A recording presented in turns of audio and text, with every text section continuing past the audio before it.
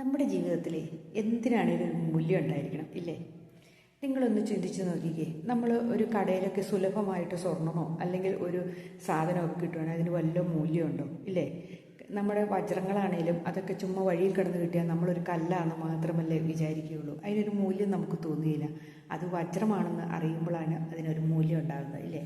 അതുപോലെ തന്നെയാണ് നമ്മുടെ ജീവിതത്തിലെ സമയവും നമ്മൾക്ക് മറ്റുള്ളവരെ സഹായിക്കാൻ കിട്ടുന്ന അവസരങ്ങളും എല്ലാം നമ്മൾ കൃത്യമായ അർഹതപ്പെട്ട ആൾക്കാരിലേക്ക് എത്തിപ്പെടുകയാണെങ്കിൽ നമ്മൾ ചെയ്യുന്ന ഓരോ പ്രവൃത്തിക്കും മൂല്യമുണ്ട്. നമ്മൾ അർഹതപ്പെടുന്നവർക്ക് കൊടുക്കുമ്പോൾ അതിനവർക്ക് മൂല്യമുണ്ട്. കാരണം ഒരാൾ ഒരു ഭക്ഷണം ആഗ്രഹിച്ചിരിക്കുമ്പോൾ ആ ഭക്ഷണം കിട്ടുമ്പോൾ അതിന് ഭയങ്കര മൂല്യമാണ്. അയാൾ മതിയാവുന്ന വരെ ഭക്ഷണം കഴിച്ചു കഴിയുമ്പോൾ ആ ഭക്ഷണത്തിനോട് അയാൾക്ക് വലിയ മതി, വേണ്ട, നിർത്ത് എന്നീ പറയുന്ന അവസ്ഥയിലേക്ക് എത്തും.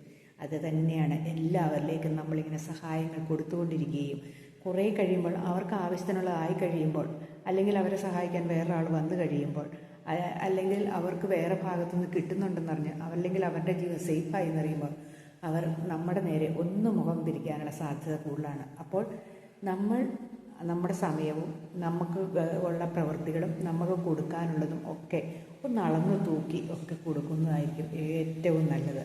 ചുമ്മാ ധാരാളിയായിട്ട് കൊടുക്കാതിരിക്കാൻ ശ്രമിക്കുക, അതാണ് വേണ്ടത്.